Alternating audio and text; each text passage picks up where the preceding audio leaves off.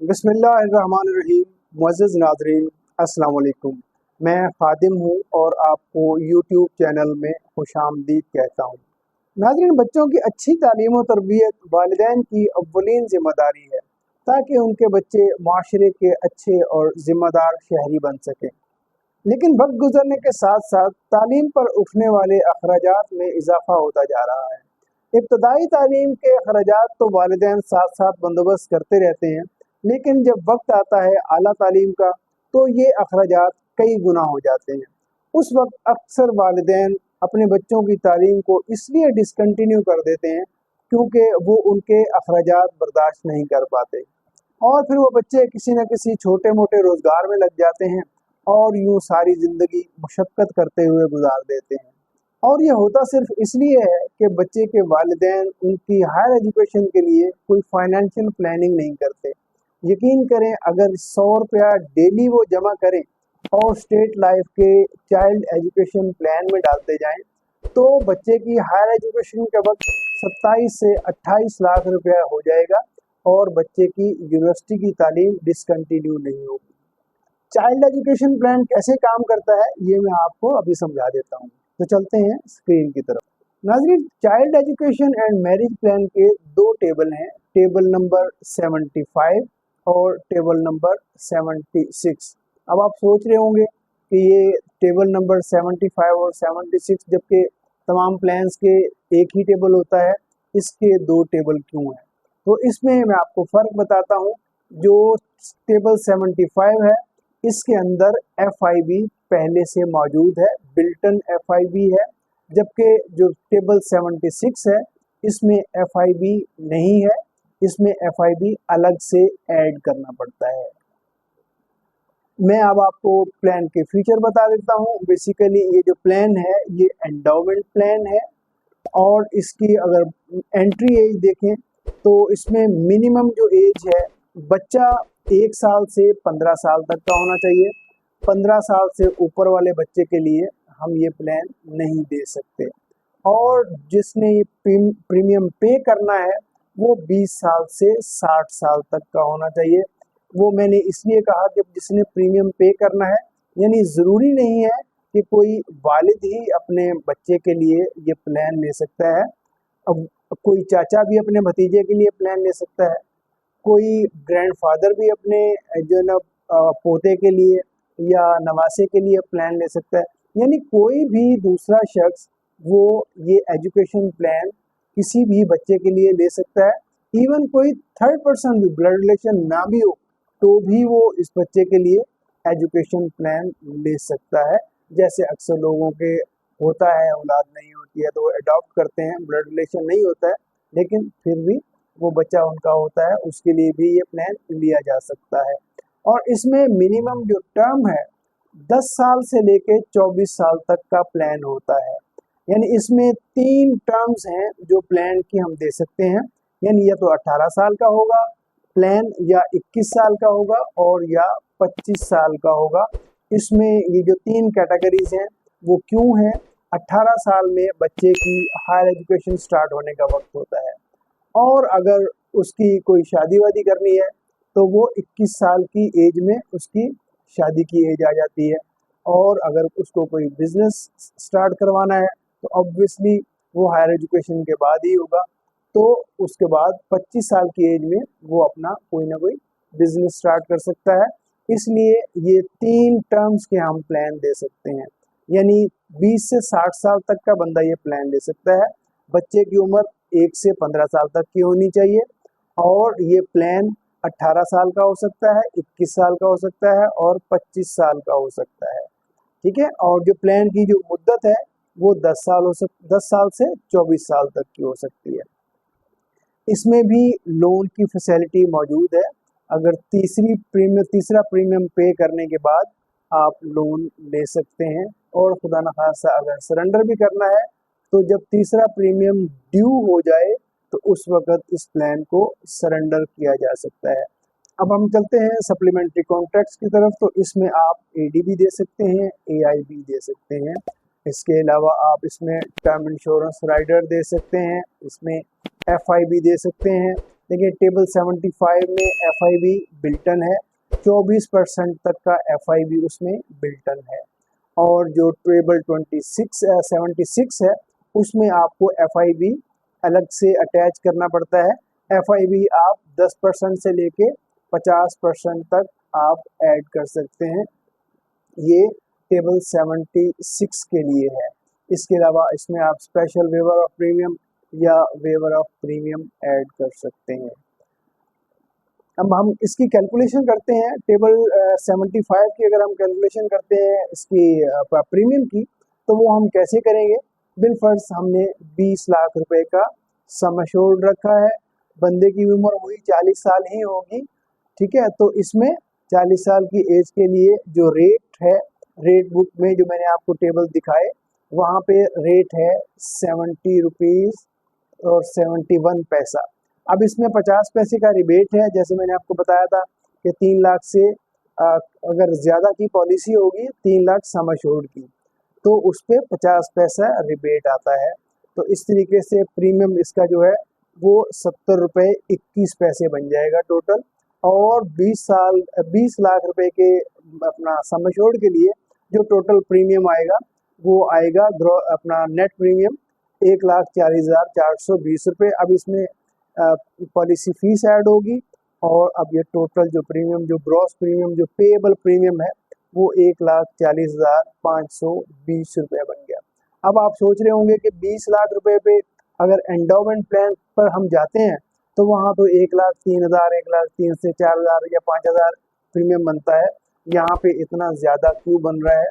तो यहाँ पे ज़्यादा इसलिए प्रीमियम बन रहा है कि इसमें 24% ऑफ सम एश्योर्ड इसमें FIB ऑलरेडी मौजूद है। यानी अगर अगर 1,000 रुपये का सम एश्योर्ड होता है तो उसके ऊपर 240 रुपये उसको एनुअल मिलेंगे। यानी ये जो 20 लाख रुपए का सम एश्योर्ड है इस पे अपना 240 तो इसका मतलब 48 हो गया, तो 4,80,000 रुपया इसको एनुअल इसका सम एश्योर्ड, अगर खुदा ना खास्ता डेथ होती है तो उस सूरत में उसको पॉकेट मनी मिलता रहेगा। तो इसलिए इसका जो प्रीमियम है वो ज़्यादा है।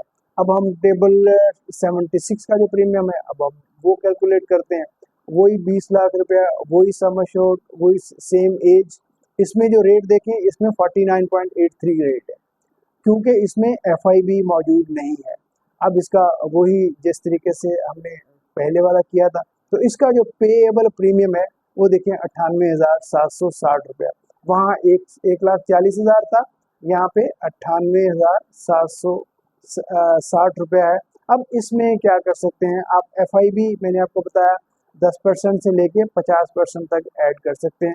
यानी कस्टमर से आप पूछ सकते हैं कि आपको बच्चे के लिए पॉकेट मनी का बंदोबस्त कितना करना है in case of your death, ठीक है। तो वो अकॉर्डिंगली वो उसमें आप ऐड करेंगे तो फिर ये प्रीमियम इंक्रीज हो जाएगा। अब हम बताते हैं कि आपको जो रेट्स हैं इसमें एंडोमेंट वाले रेट लगेंगे, क्योंकि प्लान जो आपने देखा 18 साल वाला 18 साल का प्लान है, उसमें 21 साल का प्लान है और 25 साल का प्लान है। ये एंडोमेंट प्लान है, यानी जिस प्लान की मुद्दत मुकर्रर होती है उसका जो अपना उसको हम एंडोमेंट प्लान कहते हैं। अब ये फिर वही टेबल आ गया 75 टेबल के मुताबिक अगर हम देखते हैं तो इसमें अगर एक 40 साल का शख्स 20 लाख रुपए की इंश्योरेंस लेता है और 20 साल का उसका टर्म है तो उसमें उसका जो प्रीमियम है वही जो मैंने आपको पिछले टेबल में दिखाया 1,40,420 रुपये आ गया। अब इसके हम बोनसेस कैलकुलेट करते हैं तो 4,30,000 इसका बोनस आ गया पहले 5 साल के लिए। आप पिछली इलस्ट्रेशन में देख चुके हैं, ये जो कैलकुलेशन मैंने की हुई है ऑलमोस्ट वही है, सिर्फ इसमें जो है ना वो प्लान चेंज होता है, बाकी पहले जो 20 साल के बोनसेस हैं वो ऑलमोस्ट सिमिलर हैं। तो इस यूँ करके ये इसके 20 साल के ये जो रिवर्सनरी बोनसेस हैं वो हमने कैलकुलेट कर लिए। अब इसमें जो बोनस है टर्मिनल बोनस इसमें ऐड होगा जो 11वें साल से ऑनवर्ड लगता है। तो चूंकि ये 10 साल का प्लान गुजरने के बाद लगता है 11वें साल से 20वें साल तक, तो 10 साल का जो ये जो बोनस है ये इसमें लगेगा 70 रुपये के हिसाब से ₹14 लाख ये इसमें ये बोनस लग गया। अब इसमें जो अगला बोनस है वो लॉयल्टी बोनस है। लॉयल्टी बोनस वो ₹200 पर थाउजेंड के हिसाब से ये फिक्स है। जब वो ₹20 लाख की इंश्योरेंस है तो उसमें ₹4 लाख का ये इसमें लॉयल्टी टर्मिनल बोनस लगेगा। और अब आप ये देखें कि ये ₹2 लाख इसमें ये चीज़ नई है। अच्छा, अगर किसी भी प्लान में एफआईबी दिया हुआ है और वो प्लान अपनी टर्म पूरी करता है, यानी अगर वो आपने 20 साल के लिए दिया हुआ है या 18 साल के लिए दिया हुआ है या 25 साल के लिए दिया हुआ है या जितनी भी मुद्दत के लिए आपने दिया हुआ है, वो अपनी अगर मुद्दत पूरी करता है तो उस पे ₹10 पर थाउजेंड के हिसाब से उस पे ये बोनस लगता है। ये सिर्फ एफआईबी वाले प्लान्स में लगता है। तो इसलिए इसका चूंकि मुद्दत 20 साल थी और 20 लाख रुपए का इसका सम एश्योर्ड था, इसलिए इस पे ₹10 के हिसाब से इसका ₹2 लाख ये बोनस लगा। और फिर इसमें फाइनली इसमें ऐड होगा इसका इंश्योरेंस का अमाउंट, यानी सम एश्योर्ड। जब सम एश्योर्ड ऐड होगा तो ये इसकी जो टोटल मैच्योरिटी बन रही है वो 70,18,000 का बन रही है। ये टेबल 75 है जिसमें एफआईबी बिल्टन है। अब हम चलते हैं टेबल 76 की तरफ। तो वो भी सब कुछ वैसे का वैसा ही है, सिर्फ इसमें इसमें जो है सिर्फ वो जो ₹2 लाख था जो एफआईबी की सूरत में था वो इसमें नहीं था। तो अब इसमें जो ₹2 लाख अगर कम करते हैं तो ये ₹75 अपना सब।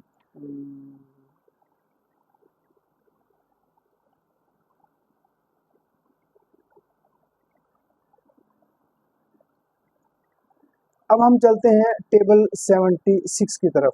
तो इसमें आप देखें कि टेबल 76 में सब चीज़ें वैसी की वैसी हैं। अगर आप देखें तो इसका जो प्रीमियम है वो कम हो गया है। मैंने आपको पिछले स्लाइड में मैंने बताया कि इसका जो प्रीमियम है वो किस वजह से कम हुआ है, क्योंकि इसमें एफआईबी नहीं है। ये एक नॉर्मल प्लान की तरह है। इस टेबल के जो रेट हैं तो इसलिए इसका 98,660 इसका जो प्रीमियम बनेगा, ठीक है। और अब देखिए चूंकि इसमें एफआईबी नहीं है तो इसलिए इसका जो टोटल मैच्योरिटी है वो भी 2 लाख कम हो गई है, क्योंकि इसमें मैंने पिछली टेबल में आपको दिखाया कि वो ₹2 लाख उसमें एफआईबी की वजह से एक्स्ट्रा था। तो उसका जो अपना 7.7 मिलियन बन रहा था, यानी ₹70 लाख बन रहा था, और यहाँ पे ₹75 लाख की मेजोरिटी बन रही है, क्योंकि इसमें एफआईबी अभी तक ऐड नहीं किया हुआ।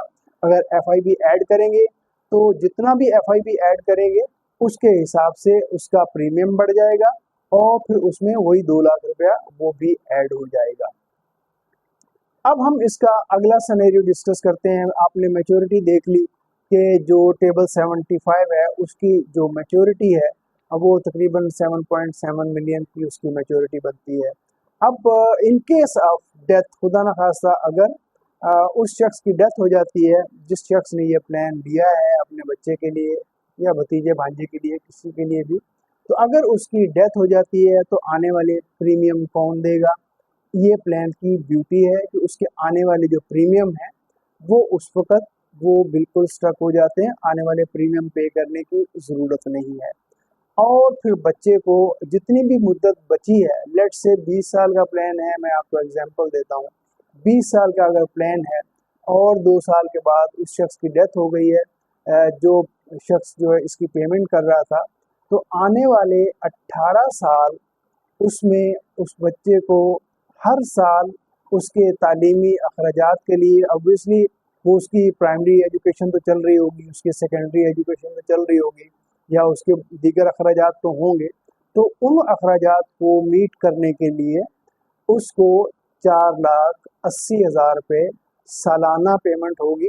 वो उसको बायएनुअल करवा सकता है, क्वार्टरली करवा सकता है, मंथली भी ले सकता है।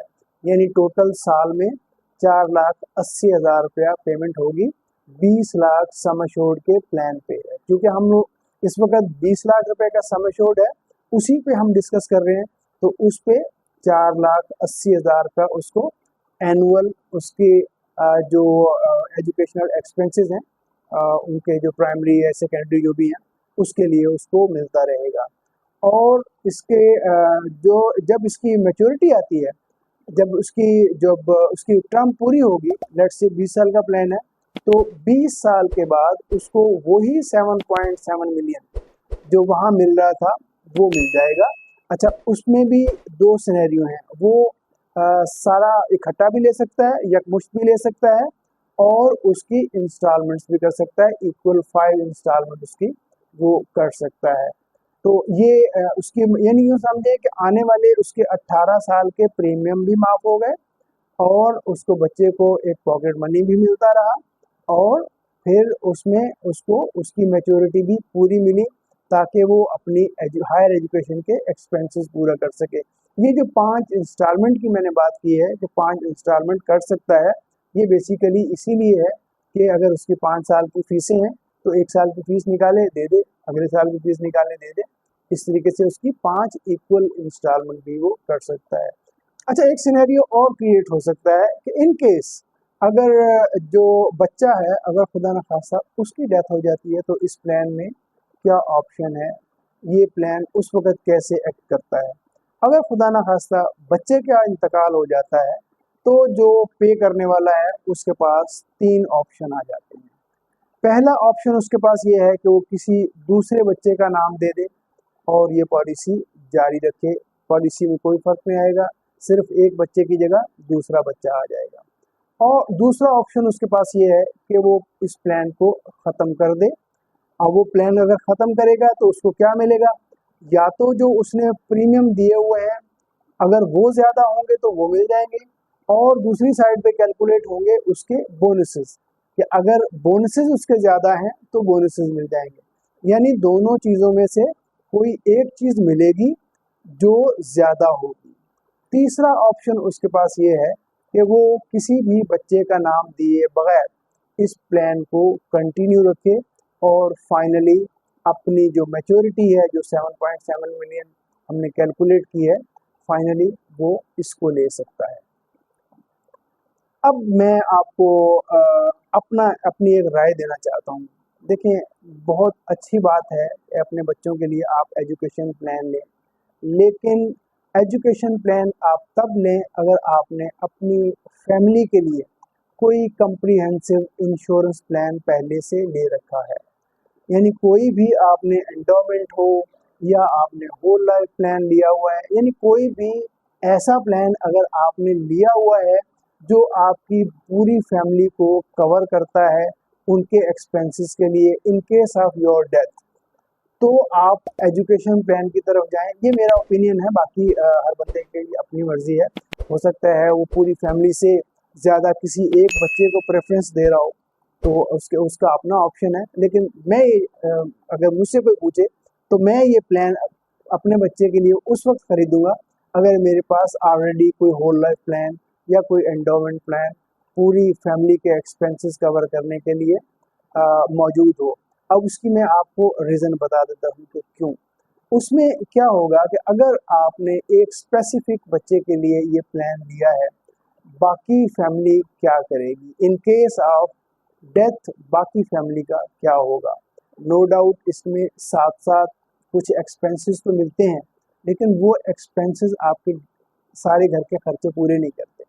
जो आपका जो कम्प्रिहेंसिव एंडोमेंट या होल लाइफ प्लान होता है, वो आपकी फैमिली के अच्छे खासे एक्सपेंसेस को पूरा कर लेता है। तो ये मेरा ओपिनियन है, बाकी जो है हर बंदे की अपनी मर्जी है। अगर किसी स्पेसिफिक बच्चे को कोई इतनी प्रेफरेंस दे रहा है तो no doubt he should do it. नाज़रीन, अब आप बच्चों की आला तालीम की अहमियत भी जान गए होंगे, और उनकी आला तालीम के लिए फ़ाइनेंशियल प्लानिंग कैसे करनी है ये भी जान गए होंगे।